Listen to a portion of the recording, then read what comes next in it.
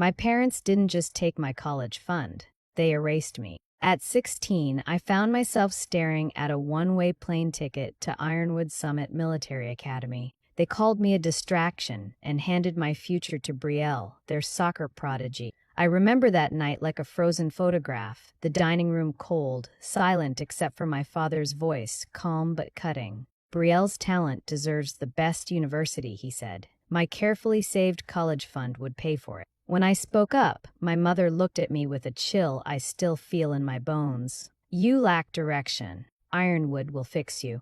That was all. The next morning, my bags were packed. I barely got a goodbye. My father's final words echoed like a curse. Don't make a scene, Kai. Be useful for once. Ironwood Summit was brutal. The walls were gray, looming, unyielding. Every day tested more than strength. It tested mind, patience, and will. I was nobody's brother, nobody's burden here. The officers were sharp-eyed, the schedules merciless, and every misstep punished with cold precision. But in that cruelty, I found clarity. I focused on academics, honing logic and strategy until they became instinct. Amid the harshness, I found allies, the first being Jax, a boy with his own scars from a broken home.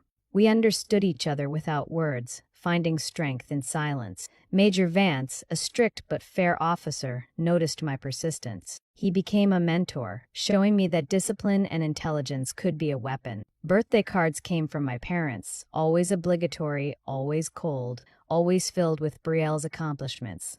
I never responded. Years passed. I earned a full ROTC scholarship and a degree in computer engineering while working 2 jobs to survive. I heard through a friend that Brielle had burned out injuries, partying, failing grades. My parents never told me. That news did not bring relief. It only cemented the resolve growing inside me. I graduated top of my class, leaving behind the shadow of my family's betrayal. Jax and I started a small cybersecurity firm, Sentinel Core, which grew steadily, fueled by focus, strategy, and trust. Elena, a brilliant programmer, saw me for who I was. Within 5 years, Sentinel Core became a multi-million-dollar enterprise. I hired a private investigator and learned my parents were nearly bankrupt, still funding Brielle's aimless life. The next chapter would be my reckoning. They would see the man they discarded, now untouchable, while they were trapped in their own failures. I didn't need anger or confrontation. Success, patience, and strategy were my revenge. In every quiet victory, I held the power they had denied me, and soon they would understand that the boy they cast aside had become a man they could never afford to face.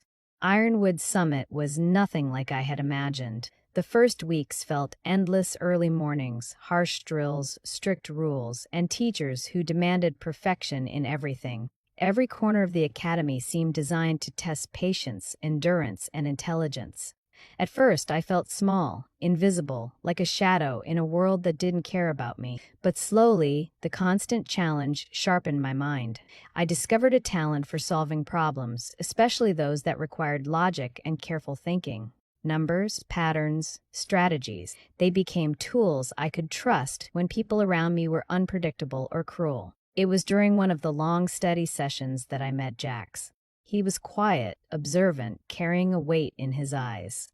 I recognized immediately. Like me, he had come from a family that failed to understand him. At first, we barely spoke, only exchanging looks across the crowded classroom or in the mess hall. But over time, our silence became a language of its own.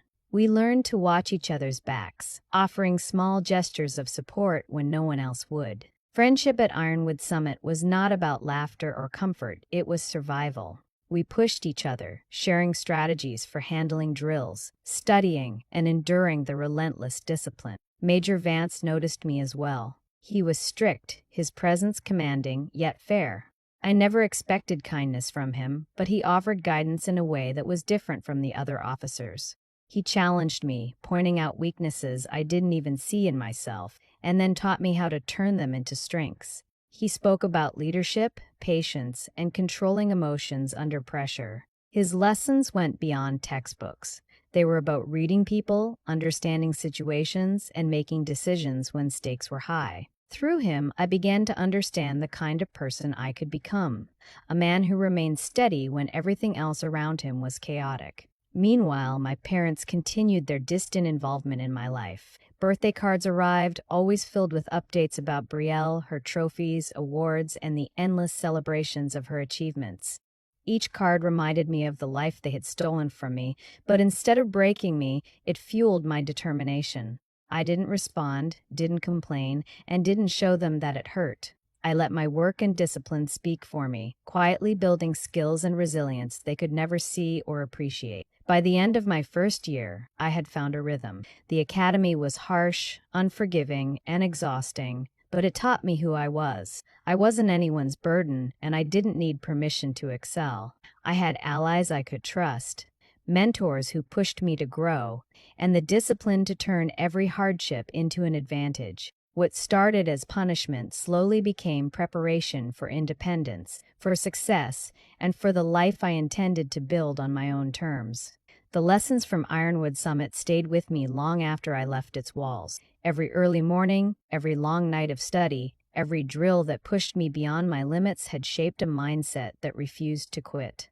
When I earned a full ROTC scholarship to a state university for computer engineering, I knew this was another battlefield. The competition was fierce, the workload intense, and the hours unforgiving. I balanced 2 jobs to cover my living expenses, surviving on little sleep and even less comfort. Every assignment, every project, every test was another opportunity to prove that I could rise above the circumstances my family had forced upon me. I rarely allowed myself to think of home. My parents had made their choice, and I had no reason to waste energy longing for approval that would never come. Instead, I immersed myself in coding, algorithms, and the complex puzzles of computer systems. Nights blurred into mornings as I debugged programs, wrote papers, and trained with ROTC. The discipline I had learned at Ironwood Summit became my secret weapon. While other students faltered under pressure, I thrived. I knew how to plan, how to execute, and how to endure without complaint. One day, I ran into an old high school friend who casually mentioned that Brielle had flamed out during her freshman year. A knee injury had sidelined her athletic career, and partying and poor grades had ended her university journey before it really began. My parents had kept it all from me, carefully preserving the illusion of her perfect path. I felt no satisfaction in hearing it. Brielle's struggles were not a victory to savor. They were simply a confirmation of what I had suspected all along, that their golden dreams were built on fragile illusions. Instead of rejoicing, a quiet, steely determination settled deeper in my chest. I promised myself that I would build something lasting, something unshakable, something entirely my own. I threw myself into every challenge, every assignment, every shift at work, and every ROTC training session. Sleep was scarce, leisure non-existent, but my focus never wavered. I refused distractions, refused to dwell on past betrayals, and refused to let my parents' choices dictate the limits of my life. Every small success felt like another brick in a fortress I was constructing, a life that would be defined solely by my effort and skill. When I finally walked across the stage at graduation, diploma in hand, I wasn't just a young man with a degree. I was the result of years of relentless effort, of lessons learned in hardship, of resilience forged in solitude. I had built my foundation in silence, and the world now recognized I had achieved something my parents could never take away, something they had tried to deny me, and I had done it entirely on my own terms. The ascent had been quiet, but it was complete. After graduation, Jax and I took the skills we had learned at Ironwood Summit and applied them in the world of technology. We started small, a modest office with just a few computers, but every decision was calculated. We focused on cybersecurity, targeting government and corporate contracts that others overlooked. Our work had to be precise, reliable, and above all, secure. Mistakes were not an option, and reputation was everything. Slowly, our name began to carry weight. I found that the discipline I had gained through years of strict routines gave me an edge. Planning, anticipating problems, and thinking several steps ahead became second nature. Jax shared the same determination, and together we became a team others could trust. We spent long nights coding, testing, and building systems that clients could rely on without question. Every successful contract increased our credibility, and every challenge sharpened our skills. The work was demanding, but I had never felt more capable. It was during these years that I met Elena. She was brilliant, not just with programming, but in understanding people and projects. Unlike anyone from my past, she saw me as I was, not as the boy my parents had dismissed.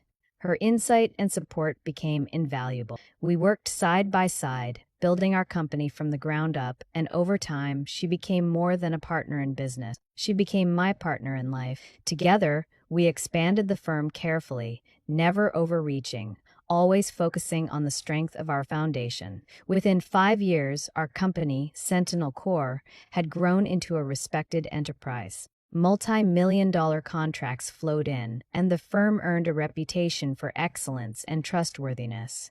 We had built something that could not be ignored, something that reflected not just skill, but determination, discipline, and strategy. While I took satisfaction in this success, I kept my focus sharp, knowing that the past I had endured was never far behind in memory. Curiosity led me to hire a private investigator. The information that came back shocked me, but did not surprise me. My father's business was struggling, weighed down by debt and continued support of Brielle's aimless life. Years of privilege had left them unprepared, fragile, and vulnerable. While my parents had once held control over my future, the roles had now reversed. I had built an empire in silence while they had squandered the opportunities I had been denied. The knowledge of their struggles strengthened my resolve. Every project we completed, every client we secured, became a quiet confirmation of what I had achieved without their help. I wasn't seeking revenge through words or confrontation. My success was my message, the proof that their decisions had not destroyed me, but had instead shaped me into someone they could never overlook, someone whose achievements now cast a long shadow over the very family that had tried to erase him. The evening of the charity gala felt electric, the room buzzing with conversation and clinking glasses. Veterans and donors mingled, sharing stories and laughter, while I stood beside Elena and Jax, observing the crowd with a quiet satisfaction. Our company, Sentinel Core, had helped sponsor the event, and the atmosphere reflected years of careful work, dedication, and strategy. Everything about the night felt controlled, purposeful, and polished, much like the life I had built from scratch. As I moved through the room, a flash of recognition caught my eye. Across the polished floor, my parents stood awkwardly, trying to engage donors while keeping appearances. Time had aged them, lines etched into their faces, shoulders slightly slumped under the weight of years and mistakes.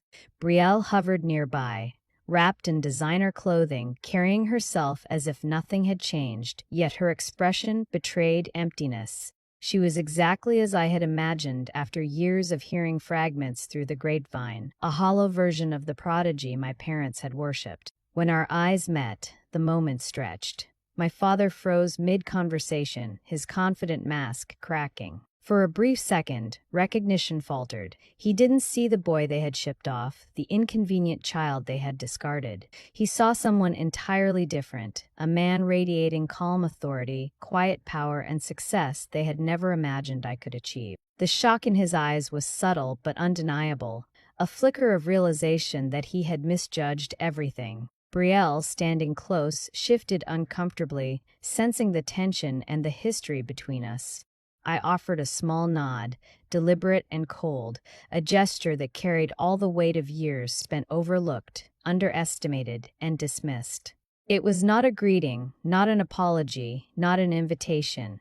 It was acknowledgement, silent, precise, and complete. The nod conveyed everything they needed to understand without a single word. I was no longer the child they controlled. I was the man they could not manipulate, the one whose life they had underestimated. Without another glance, I turned away, leaving my parents frozen in a mixture of disbelief, regret, and humiliation. Their attempts to network and appear composed crumbled beneath the quiet power of my presence. They had entered the room expecting nothing, but now they confronted the reality of what they had lost, the potential they had squandered, the child they had cast aside, and the man who now stood across from them, untouchable in success and unshakable in confidence. As I returned to Elena and Jax, the gala continued around us, vibrant and lively, but my attention had shifted entirely. I carried with me the knowledge that the first confrontation had already taken place, not through words, arguments, or drama, but through the undeniable truth of presence, achievement, and quiet dominance. In that room, I was unassailable, and they were forced to reckon with a reality they had never anticipated. The boy they discarded had grown into a man they could neither ignore nor surpass. A week after the gala, my office phone rang. The voice on the other end was hesitant, faltering, coated in embarrassment and urgency. It was my father. He spoke carefully, each word weighed, as if testing whether I would even answer. He had somehow caught wind of Sentinel Corps' growth, the reputation we had built in silence. His voice cracked slightly when he mentioned his failing business, mounting debts, and the bank's relentless calls. Then he made the offer, clumsy, awkward, almost pitiful. A consulting contract he hoped I would accept, as if it could erase years of neglect. I let him speak, listening without interruption, letting every word settle. There was no rush to respond, no sign that I was eager to forgive or forget. Instead, I felt a quiet satisfaction building, the kind that comes from watching the people who once dismissed you stumble into the reality of your success. Finally, I spoke, calm and measured. I invited them to my penthouse office, the place that symbolized everything I had built from the ground up. I didn't explain why. I let the anticipation hang in the air. Then I added a final note, deliberate and sharp: bring Brielle. I want to see the star athlete whose future was so bright it required burning mine. The words hung between us like a silent accusation. I imagined their faces, the sudden awareness that the boy they had tried to discard had become the man now holding the power. I didn't need to yell or demand respect. The arrangement itself, the invitation under my terms, made it clear who held control. The call ended, leaving a quiet tension that I relished, a reminder that patience and strategy could accomplish far more than anger ever would. I spent the days leading up to the meeting preparing, not papers or contracts, but my mind. I rehearsed nothing, yet felt every interaction in advance. How they would react to the environment, to the view from my office, to the subtle evidence of my success surrounding them. These thoughts sharpened my focus. Every piece of art, every award, every sleek line of design in my penthouse reflected years of work, resilience, and independence, all silently asserting what I had achieved alone. When the day arrived, I would see them not as parents, but as figures in a play whose story I now controlled. Every word they spoke, every hesitation, every faltering explanation would reinforce the reality they had ignored for years. The meeting wasn't about money or business. It was about recognition, about confronting the consequences of their choices. For the first time, the dynamic was reversed.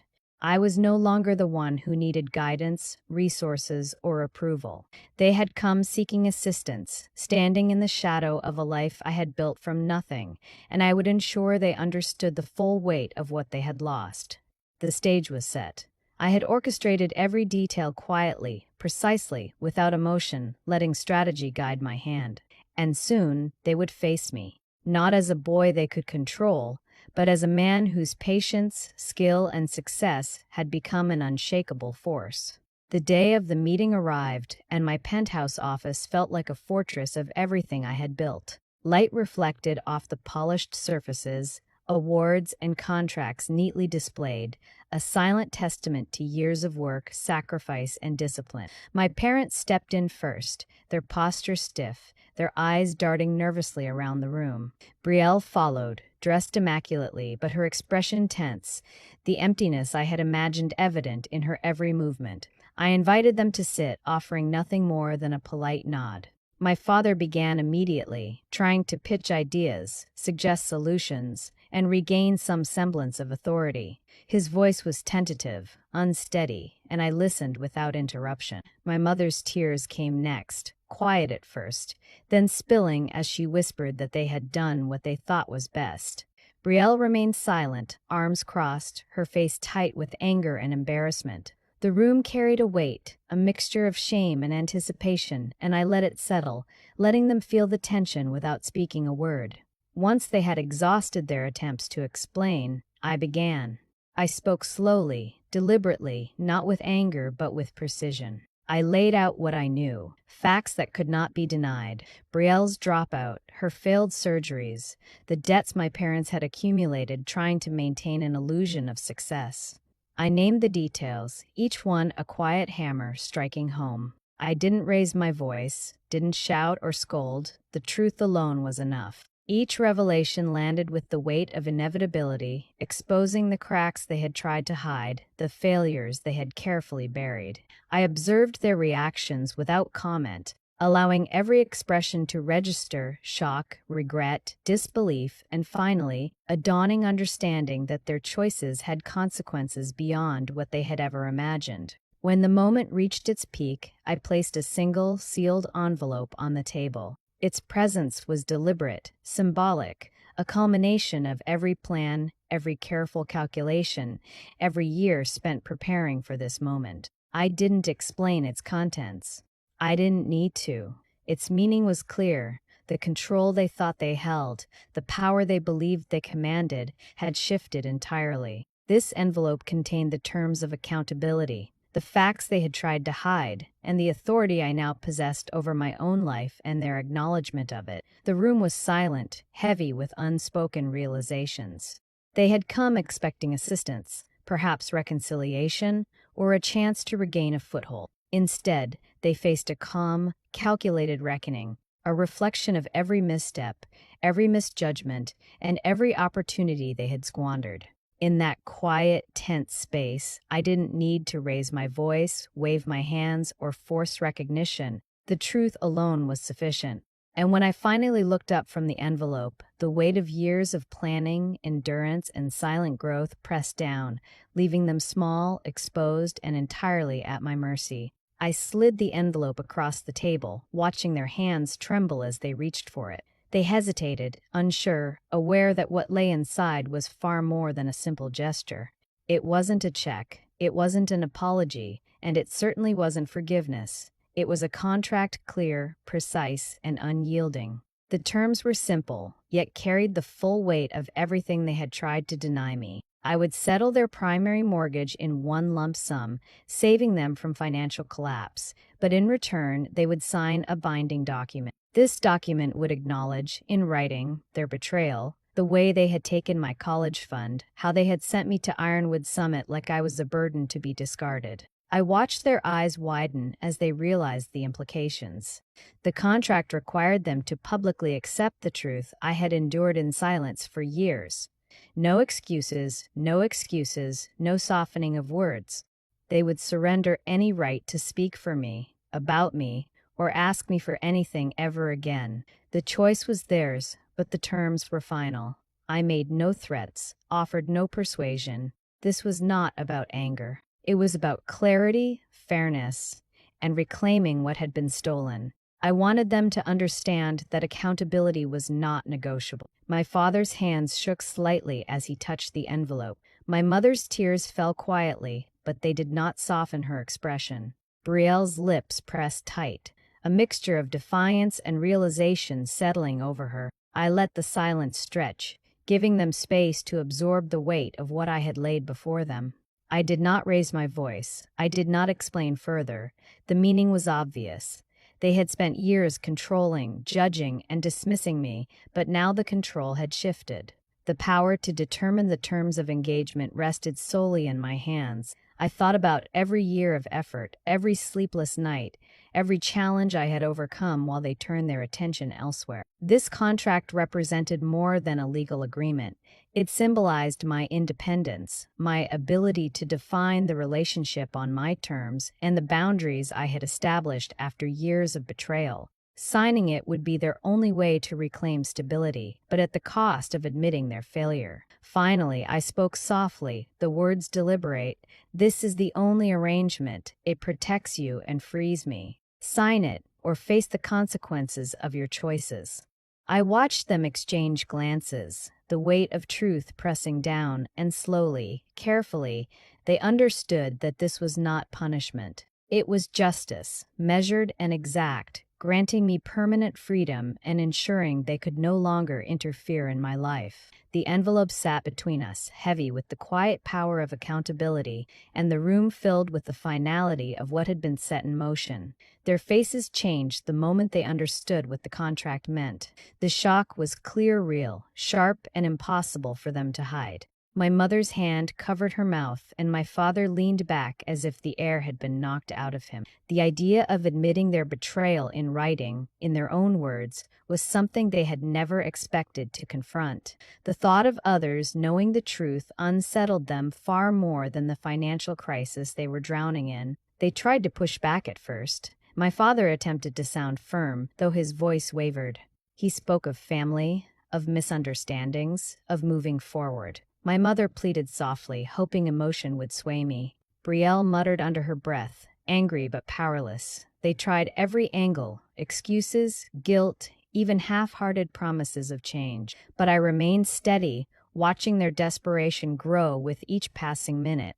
I repeated what needed to be said, calm and direct. This is the only deal.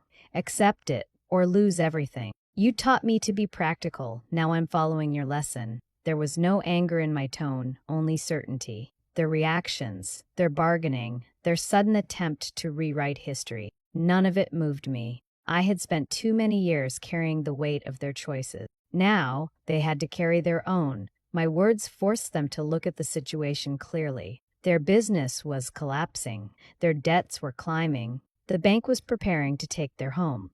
Without my help, they would face consequences far harsher than a written admission. They knew it, even if they did not want to accept it. Silence settled again, heavy and tense. My father finally closed his eyes, letting out a long breath, as if surrendering to something inevitable. My mother wiped her tears, but said nothing more. Brielle looked away, unable to meet my gaze. They all realized that refusing meant losing everything. Signing meant facing a truth they had tried to bury for years. At last, my father picked up the pen. His hand shook slightly as he placed his signature on the document. My mother followed, her movements slow, almost resigned. Brielle signed without a word. When it was done, the contract sat between us, binding and final. I collected the papers, sealed them, and placed them in the safe behind my desk. The sound of the lock clicking shut marked the end of an era, the moment the balance of power shifted permanently. I wired the money immediately, fulfilling my part without hesitation. Their home was saved, but the cost had been their pride, their excuses, and the illusion of control they once held over me. As they stood to leave, none of them could look me in the eye for long. They walked out quietly, carrying the weight of a truth they could no longer ignore. For the first time in my life, I felt the full strength of my independence. The past no longer held me. I held it. The moment the contract was signed, I felt a weight lift, though the final act of revenge wasn't in its execution, but in its quiet existence. I didn't need to show the world what they had admitted. The truth, now locked safely in my possession, was enough. The power lay not in public exposure, but in knowing they understood what I could do and chose not to resist. It was the ultimate balance, silent and complete. With that chapter closed, I turned to building something meaningful. I established a foundation in Major Vance's name, honoring the man who had guided me through the hardest years of my life. The foundation provided scholarships for children overlooked, abandoned, or dismissed by those who should have cared. Every successful student, every child given a chance, was a small victory, a quiet way to turn my pain into purpose. It reminded me that real strength wasn't just about winning over those who wronged you. It was about lifting others as you rise. Elena remained by my side through every step. Her support, insight, and unwavering belief in me became a foundation of its own, one that matched the strength I had forged in silence. When we decided to marry, Jack stood as my best man, a constant reminder of loyalty, shared struggle, and the friendships that had survived years of hardship. Surrounded by the people who mattered, who had seen me grow into myself, I felt a peace I hadn't known before. The life I had built was no longer a response to betrayal, but a reflection of all I had worked for, independently, carefully, and deliberately. Then, one afternoon, a letter arrived, simple, handwritten, and unexpected. My mother's words were few. You were always the strong one. We were blind. I read it slowly, letting each sentence sink in. For the first time, the pain of their choices felt distant, like a ghost that had finally passed. I didn't need her acknowledgement to feel whole, but it was a small, quiet closure nonetheless. I placed the letter in the fireplace and watched it burn, the embers consuming the last remnants of a life shaped by neglect, betrayal, and discarded dreams. As the fire crackled, I turned to Elena, took her hand, and smiled. The past no longer dictated my life. I was free, surrounded by love, guided by purpose, and fully in control of my legacy. My strength, my choices, and the life I had built were now mine entirely. Peace was no longer something I chased. It was something I lived. I chose to cut ties and build my own life after years of being overlooked and betrayed. Was it the right move, or should I have tried to forgive them? I'd love to hear your thoughts in the comments. Subscribe and turn on notifications for more stories like mine.